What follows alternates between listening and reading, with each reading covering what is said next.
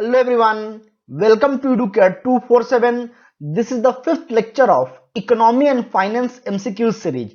This series is very much useful for RBI Grade B and SEBI Grade A examination 2020. In this series, we are covering all the important business newspaper like Business Standard, Business Line, Economic Times, Live Mint in the form of MCQ. With the help of this series, you can revise all your economy and finance news. This series will be very useful for upcoming examination. The first question is National Productivity Council works under which of the following ministry? The answer is Ministry of Commerce and Industry.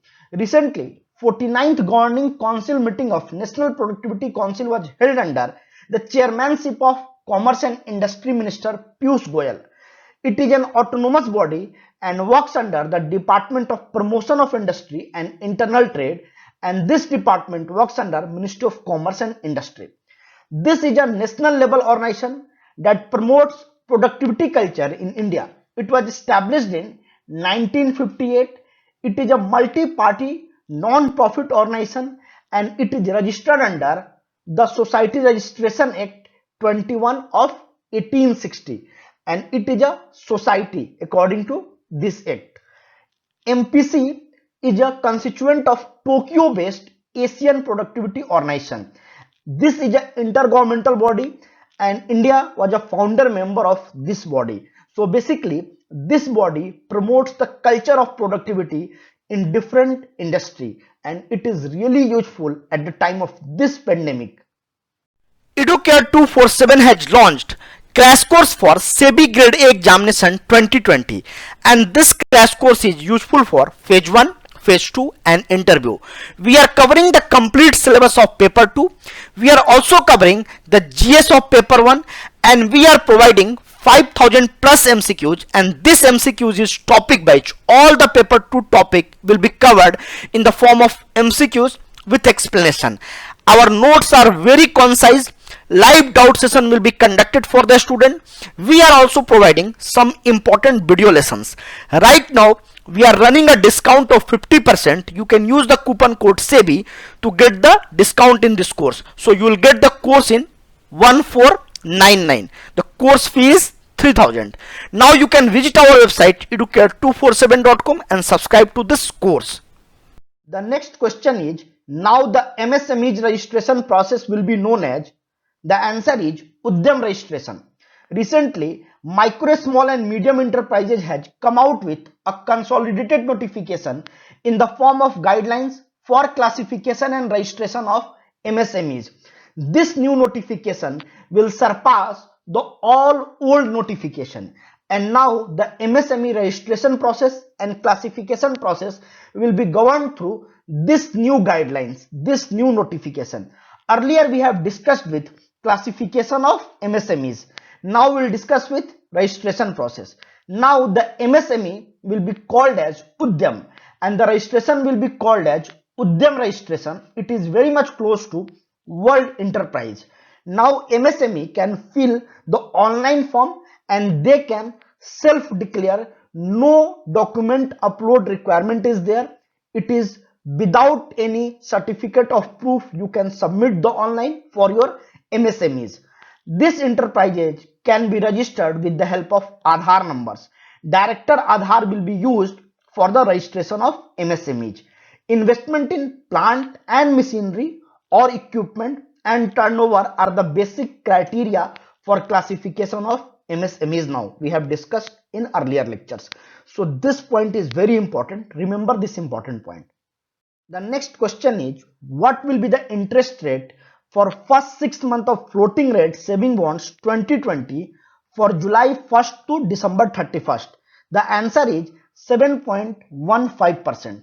Recently, Ministry of Finance has announced to launch a floating rate saving bonds 2020 from July 1st. It will be a taxable bond. It will give an opportunity to investor to invest in secured government instruments. Basically, this new bond had been launched in the place of 7.75% saving taxable bonds 2018. This bond was closed on May 28, 2020, and this new floating rate saving bond has been launched at the place of this old bond. The interest on the 7-year bond will be paid semi-annually on January 1st and July 1st every year. So basically the maturity period for this bond will be 7 years and the interest will be paid semi-annually after every 6th month. So from July 1 to December 31st, the interest rate will be 7.15%. The rate for next half year will be reset after every 6th month. So after every 6th month, the new rate will be decided. And why government has launched new bond? Because government has, it means RBI has reduced the repo rate. So basically the rate has been changed. So government will be in loss if they will pay the high interest rate. That's why they have come up with the floating rate saving bond. This is very important point. Keep this point in your mind. You can also redeem this bond prematurely. Premature redemption is allowed. The interest on the bond will be taxable under Income Tax Act 1961. This is also very important point. Reserve Bank of India will be issuing the bond on the behalf of government, and the bond could be held by a person resident in India and a Hindu undivided family. So remember all these important points related to bonds. The next question is, what is the total outlay of Animal Husbandry Infrastructure Development Fund?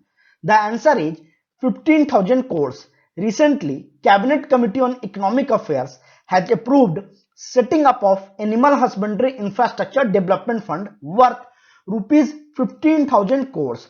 This fund will help in the establishment of infrastructure for dairy and meat processing industry. It will add additional value in terms of infrastructure development.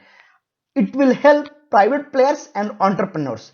The eligible beneficiaries under this scheme would be farmer producer organization, MSME, Section 8 companies, private companies and individual entrepreneurs with minimum 10% margin money contribution by them.